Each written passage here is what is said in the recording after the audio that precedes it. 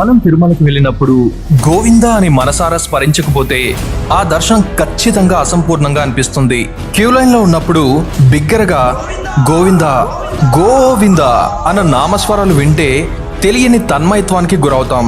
అసలు స్వామివారిని గోవింద అని ఎందుకు పిలుస్తారు, ఆ పేరు ఎలా వచ్చింది అన్న విషయాలు చాలా మందికి తెలియదు. గోవింద అని భక్తుల చేత పిలిపించుకోవడానికి ఆ కలియుగ దైవం వెంకటేశ్వర స్వామివారే కొండ దిగి వచ్చారంటే మీరు నమ్మగలరా?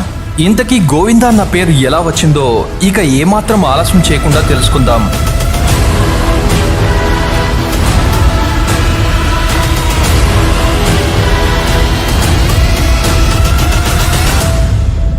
ఒకనాడు వెంకటేశ్వర స్వామి వారు అగస్త్య మహాముని ఆశ్రమానికి వెళ్తారు. అగస్త్యునితో, నా పేరు శ్రీనివాసుడు అంటారు.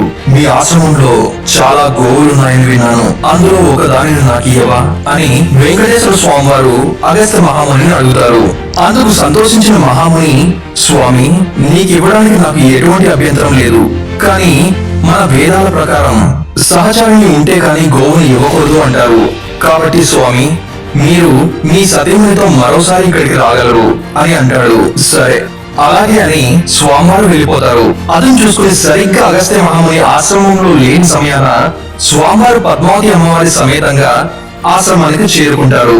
ఆ సమయంలో అగస్త్య మహాముని శిష్యుల్లో ఒకతను ఆశ్రమంలో ఉంటాడు. అప్పుడు వెంకటేశ్వర స్వామివారు, మీ గురువు గారు నాకు గోవుని ఇస్తానని పలికారు, అందుకు నన్ను సతీ సమేతంగా రమ్మన్నారు. ఇదిగో పద్మావతి సమేతంగా ఇప్పుడు ఆయన కోరిన విధంగానే వచ్చాను, మరి నాకు గోవుని ఇవ్వవు అని స్వామివారి శిష్యుని అడుగుతారు. దాంతో ఏం చేయాలో పాలుపోక, స్వామి, ఇప్పుడు మా గురువు గారు ఇక్కడ లేరు, వారి ఆదేశం లేనిదే నేను ఏమీ చేయలేను, మీరు మరోసారి ఆయన ఉన్నప్పుడు వచ్చి గోవుని తీసుకుని పోండు అని శిష్యుడు పలుకుతాడు.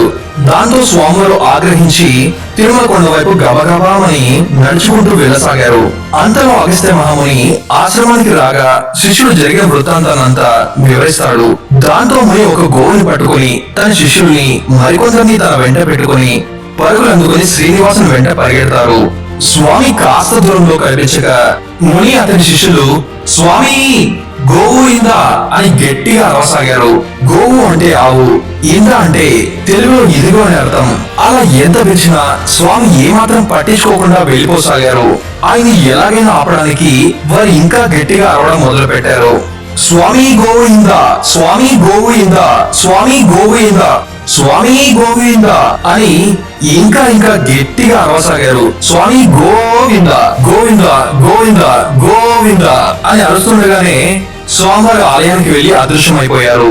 ఆ స్వామివారికి గోవింద అన్న నామం ఎంత ఇష్టం కాకపోతే అలా గోవిందాని భక్తుల చేత పిలిపించుకోవడానికి ఆయనే కొండ దిగి వస్తారు. గోవింద.